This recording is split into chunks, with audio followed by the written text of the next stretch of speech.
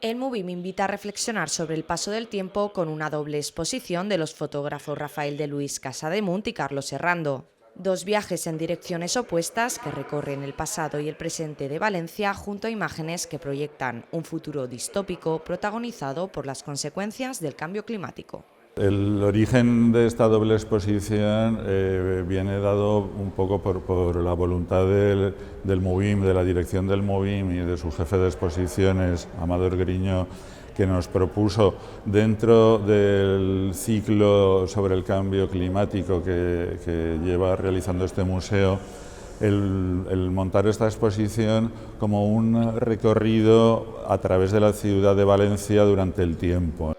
En su papel de cronista, Rafael de Luis ofrece un particular paseo urbano desde la Valencia de hace 40 años, la de los 80, hasta el presente más inmediato. Algunas de estas imágenes sobreviven congeladas a su propio tiempo, otras nunca volverán.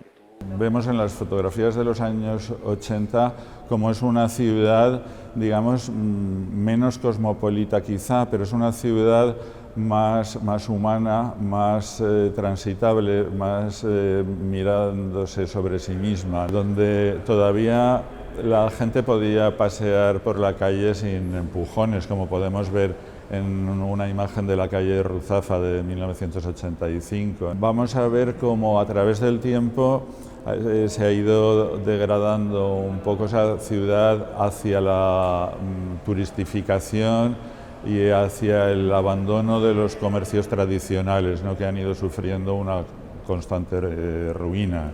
Al fondo de la sala el tiempo pasa más rápido. En la serie de Carlos Herrando se imaginan escenarios futuros, casi apocalípticos, sirviéndose de técnicas que cruzan los límites entre ilustración y fotografía. Fotomontajes ficticios que advierten, por ejemplo, sobre las consecuencias del deshielo en la costa mediterránea. El nivel del mar está subiendo y yo cuando hubo la riada en Valencia tenía 5 años y la recuerdo perfectamente como el río inundó Valencia, ¿no?